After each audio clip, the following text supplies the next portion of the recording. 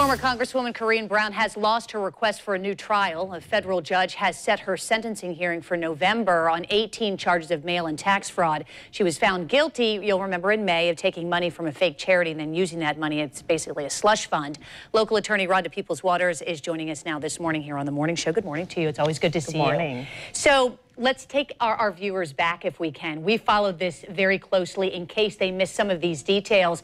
Remember, this was all about the juror who at the beginning of deliberations, or like a day or two into it, was removed because of something that he said in deliberations, and they were deadlocked. There were two kind of holdouts, as it's been described. And this juror made a comment basically saying the Holy Spirit told him that Corrine Brown was not guilty on all charges. That's really what was at issue here. At that time when we heard this happen, did you think that Corrine Brown maybe had a good chance of successfully arguing after her conviction that she could get a new trial?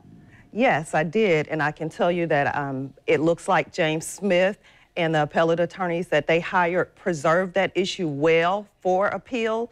And the issue that they brought forth is, even though that juror mentioned that he was directed by the Holy Spirit, there was nothing that kept that juror from following the law. So basically he was saying he can still follow the law and also be directed by the Holy Spirit. And that's the issue that I believe the appellate courts and possibly the Supreme Court will have to determine. So it's interesting. This is what Judge Corrigan then released yesterday, or ruled. Had the juror simply stated to his fellow jurors that he was praying for guidance during the deliberations, that would not have been problematic. But that's not what happened. Corrigan then wrote that the juror announced at the beginning of deliberations that he was following instructions from an outside source, which is not permitted, which was the reasoning. And this will, you truly believe then, is going to go to a higher court then as a result?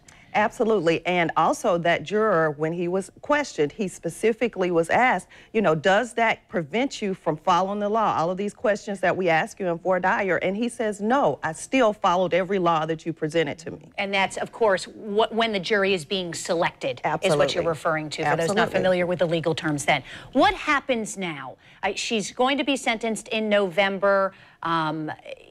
Will the judge make a decision based on age? She's facing 277 years, but you and I have talked about this before. There's no way she's going to get all of that on these charges. No, and certainly. So what's going to happen from this point on is she will have to participate with the probation services on whether or not she'll be conducting this pre-sentence investigation report. She'll give a background history. They'll ultimately consult both sides and make a recommendation to the judge, and the judge will have to consider all of these factors. The judge will certainly consider the fact that she has no prior criminal history, her age, she's 70 years old. Is there a need to give her medical care? You know, is she a violent person and a concern? Is there a safety for the community that we have to deal with? So those are the things that I think will allow the judge to go towards the bottom of any type of sentencing choice. So do you think she will do some jail time? Because we have seen politicians be made examples of. Do you think she'll spend time in prison? It is very possible that she could, and if she does, it will be likely because the court decided that she never accepted responsibility, which is a huge factor, and she used her position of power to be able to commit this crime. Still has insisted that she is innocent. Absolutely. Rhonda Peoples-Waters, local defense attorney, do appreciate you being here. For a full breakdown, by the way, on what happened in court yesterday, and for all of our stories, including interviews that we've done previously with the former Congresswoman, you can view those on our website, newsforjax.com/trial. We'll also post this entire interview later this morning on the Morning Show page.